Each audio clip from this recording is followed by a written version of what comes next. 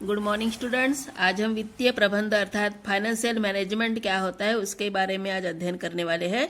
तो सबसे पहले वित्तीय प्रबंध फाइनेंशियल मैनेजमेंट, धन, वित्त मतलब कि धन या तो मुद्रा, तो इसका आशय देखते हैं। तो वित्त है व्यवसाय का मूलाधार। कोई भी व्यवसाय बिना वित्त के ना तो प्रारंभ किया जा सकता है और ना ही चल सकता है। व्यवसाय आपका छोटा हो चाहे बड़ा, सभी व्यवसायों में धन की आवश्यकता को कम हम नहीं आंक सकते और इसीलिए ही वित्त को व्यापार, वाणिज्य, उद्योग इनका आधार स्तंभ कहते हैं। वित्त सभी का आधार स्तंभ है।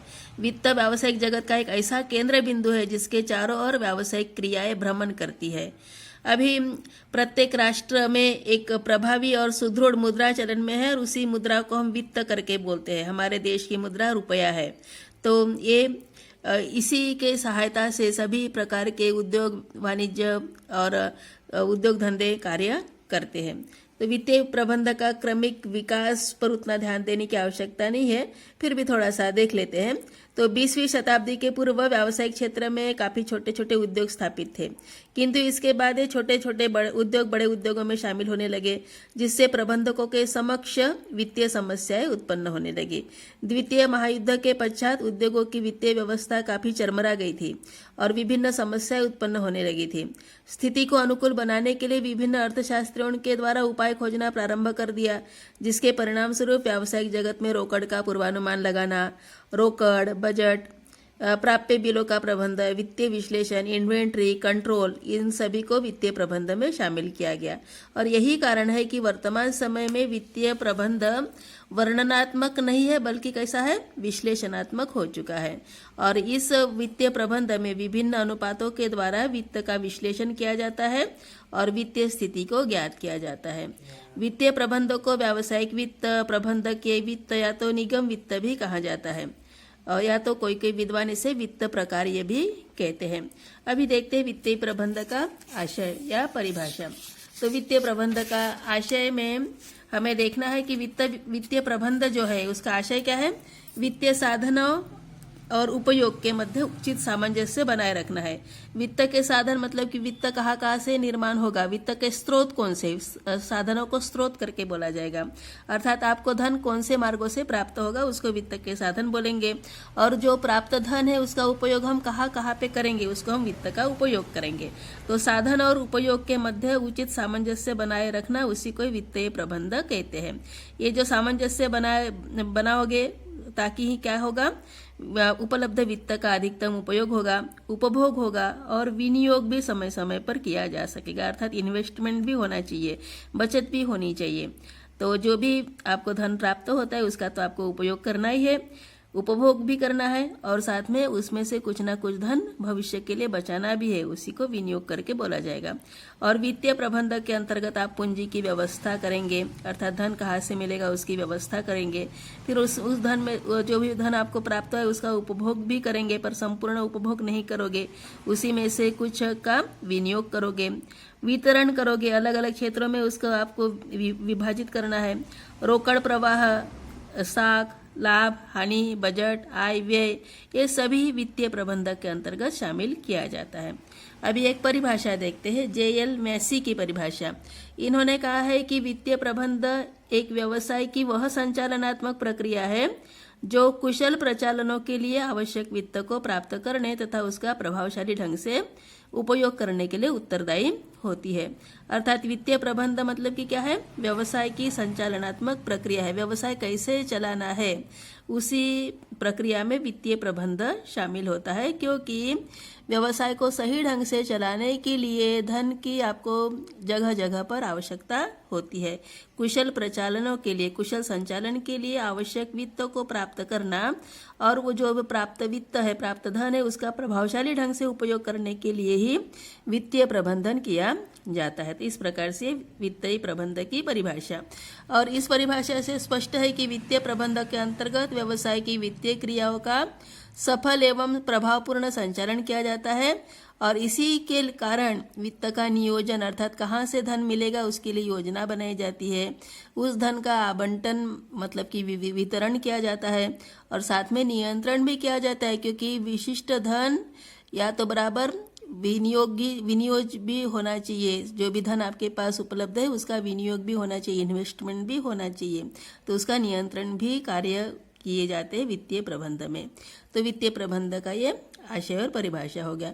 अभी वित्तीय प्रबंध के उद्देश्य देखते। 3 उद्देश्य है। एक तो है अधिकतम लाभ की प्राप्ति के लिए, दूसरा अधिकतम प्रतिफल की प्राप्ति के लिए, और संपत्ति के मूल्य को अधिकतम करने के लिए वित्तीय प्रबंध के उद्देश्य, 3 उद्देश्य की पूर्ति के लिए हम वित्तीय प्रबंधन करेंगे। तो वित्तीय प्रबंधन का सबसे पहला जो उद्देश्य है अधिकतम लाभ की प्राप्ति। अभी यहाँ पे अधिकतम लाभ अर्जित करना यह शब्द आपत्तिजनक माना जाएगा। अधिकतम लाभ की जगह पे उचित लाभ लेना, ये वित्तीय प्रबंधन का मुख्य उद्देश्य होना चाहिए। अभी उचित लाभ लेने के लिए आपका जो लाभ रहेगा वह न्याय संगत होना चाहिए, मतलब कि किसी का भी आपके द्वारा शोषण नहीं होना चाहिए। लाभ और उपयोगिता में सामंजस्य होना चाहिए। लाभ प्राप्ति हेतु एक मानक भी तैयार होना चाहिए, अर्थात एक स्टैंडर्ड टाइप का लाभ होना चाहिए। और लाभ का अधिकांश भाग जनहित में वितरित होना चाहिए। तो ये पहला उद्देश्य है वित्तीय प्रबंध का। दूसरे नंबर का उद्देश्य अधिकतम प्रतिफल की प्राप्ति। तो वित्तीय प्रबंध का दूसरा उद्देश्य रहेगा लागत व विनियोग द्वारा अधिकतम प्रतिफल की प्राप्ति करना, जिससे प्रबंधक के जो स्वामी है, मतलब कि अंशधारक है, ऋण पत्र धारक है, प्रबंधक है, कर्मचारी, श्रमिक, इनको अधिकतम आर्थिक लाभ दिया जा सके। अर्थात अगर आप किसी कंपनी के अंश खरीदते हो तो लाभांश मिलेगा, कहीं पे आप ऋण वगैरह देते हो तो आपको ब्याज मिलेगा, धन अगर बैंकों में या किसी संस्थाओं में जमा करते हो तो भी आपको ब्याज मिलेगा, कोई संपत्तियां खरीदते हो तो उससे आपको संतुष्टि मिलेगी। तो ये क्या है, अधिकतम प्रतिफल की प्राप्ति। तो ये सभी जो वर्ग है, तो इन सभी वर्गों को अधिकतम आर्थिक लाभ देने के लिए भी आपको सही ढंग से वित्तीय प्रबंधन करना है। तीसरे नंबर का उद्देश्य संपत्ति के मूल्य को अधिकतम करना। तो वर्तमान में लाभ को अधिकतम बढ़ाने के स्थान पर संपत्ति को अधिकतम बढ़ाना, ये वित्तीय प्रबंधन का उद्देश्य माना जाने लगा है। और वित्तीय प्रबंधन के अंतर्गत ऐसे कार्य किए जाने चाहिए जिससे कि उपक्रम की संपत्तियों की मूल्य में वृद्धि हो जाए। और अर्थात आपका जो भी कार्य है वह कैसा होना चाहिए, क्वालिटेटिव होना चाहिए, पूरा अच्छी तरह से सुयोग्य गुणवत्ता से परिपूर्ण कार्य आपका होना चाहिए, श्रेष्ठतम कार्य आपका होना चाहिए। श्रेष्ठतम कार्य से आपकी संपत्तियां बढ़ती है, आपकी जो भी कार्य है उसको समाज में मान्यता मिलती है। तो संपत्ति के मूल्य को अधिकतम करना, जिससे कंपनी की साख में वृद्धि होगी, क्रेडिट बढ़ेगा कंपनी का, और सर्वांगीण लाभ कंपनी को होगा, आपके व्यवसाय को होगा। और इसीलिए वित्तीय प्रबंधन व्यवस्था का उद्देश्य संपत्तियों को बढ़ावा मिलना चाहिए, यह उद्देश्य होना चाहिए। तो ये वित्तीय प्रबंधन के 3 उद्देश्य है, उचित लाभ की प्राप्ति, अधिकतम प्रतिफल की प्राप्ति और संपत्ति के मूल्य को अधिकतम करना। ये 3 उद्देश्य वित्तीय प्रबंधन के हैं। अभी वित्तीय प्रबंधन का महत्व देखते हैं।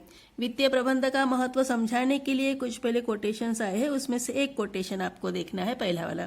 तो वित्तीय प्रबंधन का महत्व बताने के लिए सबसे पहले तो जो वित्त का महत्व है, धन का महत्व है, इसकी तुलना मनुष्य के शरीर के रक्त से की जाती है। जिस प्रकार से रक्त बिल्कुल संतुलित आपको होना चाहिए आपके शरीर के अंदर, ताकि आप प्रत्येक कार्य पूर्ण ऊर्जा के साथ उत्साह के साथ कर सके। तो उसी प्रकार से ही वित्त व्यावसायिक जगत की वह धुरी है जिसके चारों ओर आर्थिक व सामाजिक क्रियाएं परिक्रमा करती है। और इस कारण से व्यवसाय को सफल व सुदृढ़ बनाने के लिए वित्त का विशेष महत्व होता है। वित्त के महत्व को स्पष्ट करते हुए इरविन फ्रेंड ने कहा है कि एक फर्म की सफलता एवं उसका अस्तित्व, उसकी कार्यक्षमता और उत्पादन करने की इच्छा, स्थायी एवं कार्यशील पूंजी में विनियोग करने की क्षमता काफी बड़ी सीमा तक उसकी भूतकालीन एवं वर्तमान वित्तीय नीतियों के द्वारा ही निर्धारित होती है। और इसी कारण से व्यवसाय में वित्त का जो महत्व है उसकी तुलना मनुष्य के शरीर के रक्त से की जा सकती है। अभी वित्त का जो महत्व है उसको 8 पॉइंट में 8 बिंदुओं में समझा दिया गया है। पहला बिंदु है उपक्रम की सफलता का आधार।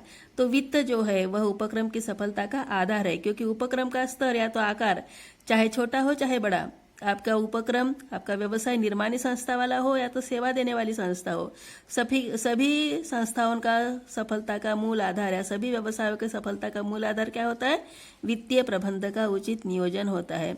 एक लाभ में चलने वाले उपक्रम को अकुशल वित्तीय प्रबंधन चौपट कर सकता है। अगर आप सही ढंग से आपके धन का प्रबंधन नहीं करोगे तो आपका व्यापार भविष्य में चौपट हो सकता है, अर्थात डूब सकता है। सेकंड नंबर है उपलब्ध संसाधनों का या उपलब्ध साधनों का अच्छा उपयोग। तो हमारा जो वर्तमान युग है वो प्रतिस्पर्धात्मक युग है और वर्तमान प्रतिस्पर्धात्मक समय में वही उपक्रम सफल हो सकता है जो उपलब्ध साधनों का अच्छा उपयोग करने में सफल होगा।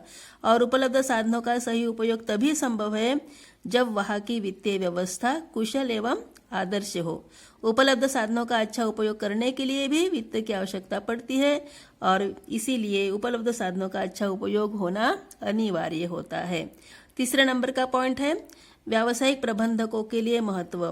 तो वित्तीय प्रबंधक का सर्वाधिक महत्व व्यवसाय के प्रबंधकों के लिए है, क्योंकि व्यवसाय में आम जनता की पूंजी विनियोजित होता है। कंपनी के दृष्टिकोण से हम विचार कर रहे हैं यहाँ पे, क्योंकि कंपनी में, सार्वजनिक कंपनी में जो भी पूंजी होती है वह आम जनता के द्वारा जुटाई गई पूंजी होती है और इसी कारण से जनता की पूंजी हेतु प्रबंध प्रन्यासी के रूप में कार्य करते हैं। अर्थात जो प्रबंधक है वह जनता के विश्वस्त होते हैं, क्योंकि जनता ने पूंजी लगाई है, जनता ने अंश खरीदे हैं कंपनी के, तो उन अंशों पर जनता को आपको विशिष्ट रूप से अच्छी तरह से लाभांश प्रदान करना है।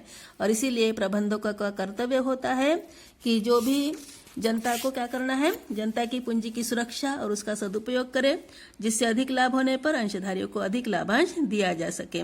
और इसी कारण से संस्था के सफल संचालन के लिए वित्तीय प्रबंधक एक प्रकार का महत्वपूर्ण औजार है। तो ये तीसरा महत्व हो गया।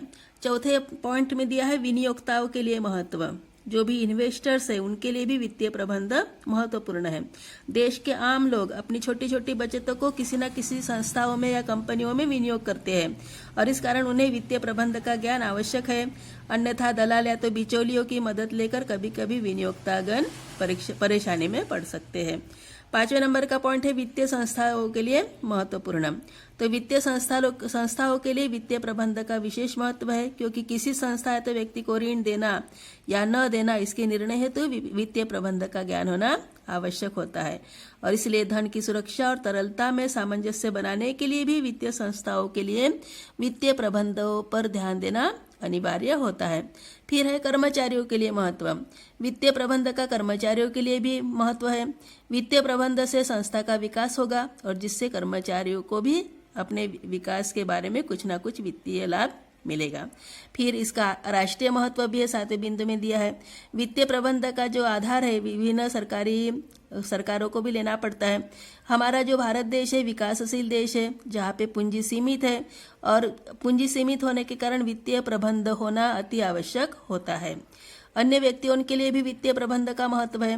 वित्तीय प्रबंधक का अन्य व्यक्ति जैसे कि अर्थशास्त्री, समाजशास्त्री, वाणिज्य शास्त्री, राजनीतिज्ञ, वित्त मंत्री सभी के लिए महत्व है, क्योंकि अगर ज्ञान नहीं रहेगा तो ज्ञान के अभाव में हम सही योजनाएं नहीं बना पाएंगे और योजना सही नहीं रहेगी तो वित्त प्रबंध ठीक ढंग से नहीं होगा। कहाँ से धन आएगा और कहाँ पर उसका उपयोग करना है, इस बात का आपको विशिष्ट ज्ञान होना चाहिए। तो ये इस प्रकार से संक्षेप में हम कहेंगे कि वित्तीय प्रबंध का महत्व प्रत्येक उद्योग के लिए, प्रत्येक व्यापार के लिए, प्रत्येक धन के जो भी संचालन के लिए, राजनीति के लिए, आर्थिक क्षेत्र में, सभी क्षेत्र में वित्तीय प्रबंध का महत्व है। और इसी कारण से इन सभी क्षेत्रों में वित्तीय प्रबंध संजीवनी बूटी का काम करता है। संजीवनी बूटी मतलब कि आपको नया जीवन देने का कार्य वित्तीय प्रबंध करता है। तो इस प्रकार से वित्तीय प्रबंधक का आज अपने आशय, परिभाषा और उद्देश्य एवं महत्व का अध्ययन किए हैं, उस पर विशिष्ट ध्यान देना है।